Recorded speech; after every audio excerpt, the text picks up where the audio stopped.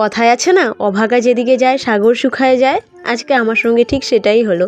এতদিন থেকে আশা করে আছি সূর্যোদয় দেখব, ওই মোমেন্টটা যে হয় ওটা দেখব, কিন্তু আমার কপালে হলো না। তো যাই হোক, চলো। হ্যালো এভরিওয়ান, কেমন আছো তোমরা সবাই? আশা করছি সবাই খুব ভালো আছো, আমিও খুব ভালো আছি। কোচবিহার জেলার এই ছোট্ট গ্রাম জামালদা থেকে আমি সঙ্গীতা তোমাদের জন্য একটা ছোট্ট নতুন ব্লগ নিয়ে চলে এসেছি। তারপর আর কি করা যাবে, আমরা বেরিয়ে পড়লাম এখান থেকে বাতাসিয়া লুপের উদ্দেশ্যে। আর এখানে রাস্তা দিয়ে যেতে এত ভালো লাগে, গাড়ি এদিকে ঘুরছে ওদিকে ঘুরছে, মানে খুব ভালো লাগে, দেখতেও ভালো লাগে খুব। তারপর আমরা চলে আসলাম এই যে বাতাসিয়া লুপে। এখানে এসে সবার প্রথমে আমরা ড্রেস পরে নিচ্ছিলাম। অনেক দিন থেকেই দেখি অনেকেই পরে, আমারও ইচ্ছে ছিল যদি কখনো দার্জিলিংয়ে যাই তাহলে আমি এই ড্রেসটা পরবো। আমিও পরে নিলাম, সাথে মামামও পরে নিল। মামামকে কিন্তু খুব সুন্দর লাগছে, তাই না বন্ধুরা? তোমরা অবশ্যই কমেন্ট করে বলো মামামকে কেমন লাগছে। আমার কাছে তো দারুণ লাগছে মামামকে। তারপর চলে আসলাম আমরা এখানে টয় ট্রেন দেখতে। আমাদের টাইমিংটা এত ভালো ছিল, আমরা যখন এসেছি তার একটু পরেই টয় ট্রেন চলে এসেছে।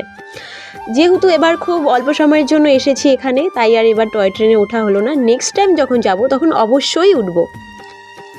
এরপর আমরা বেরিয়ে পড়লাম, আর ওখানে দেখেছিলে তোমরা কাঞ্চনজঙ্ঘা দেখা যাচ্ছিল, খুব ভালো লাগছিল দেখতে। যেখানেই যাচ্ছিলাম কাঞ্চনজঙ্ঘা দেখা যাচ্ছে, মানে ওই সময়টা খুবই ভালো লাগছিল। ওই একটা দিন আমি খুব ভালোভাবে কাটিয়েছি বন্ধুরা।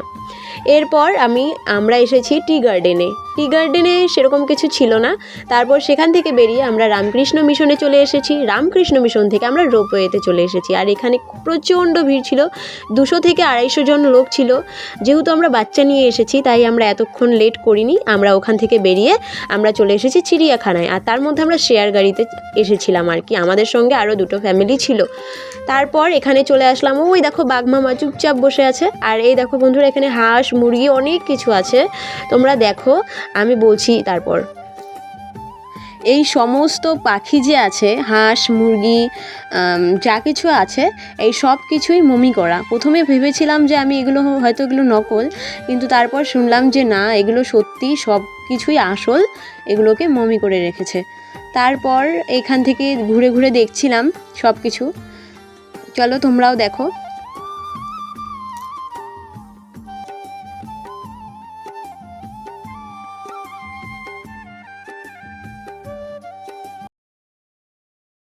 এখন আমরা চলে যাচ্ছি ওপরেও অনেক সুন্দর, অনেক কিছু আছে, কুমির, তারপর হচ্ছে অজগর সাপ, অনেক কিছু ছিল। অজগর সাপটা হয়তো আমি ভিডিও করতে ভুলে গেছি, তোমাদের দেখাতে পারিনি। তাই এই যে গাছটা আছে না, এখানেই ছিল একটা বড় কুমির আর একটা অজগর সাপ।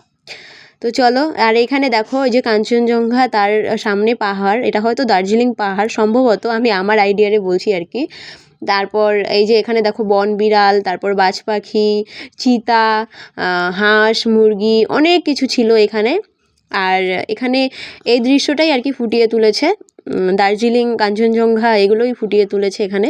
আর এখানে বনের পশু পাখি অনেক কিছু দেখো, ভাবা যায় এইসবও মমি করে রেখেছে, এতদিন থেকে সংরক্ষণ করে রেখেছে। আর এটা কি, হ্যাঁ এটা শেয়াল। চলো। আর এই দেখো, এটা হচ্ছে হাতির দাঁত আর হাতির পা, এগুলোও অরিজিনাল। তারপর এখানে পাখিগুলোকে তো খুব সুন্দর লাগছিল দেখতে। আর সব থেকে সুন্দর এই মাছটা, এই একই পজিশনে বারবার ঘুরছিল মাছটা, আমি অনেকক্ষণ দাঁড়িয়ে থেকে দেখেছি।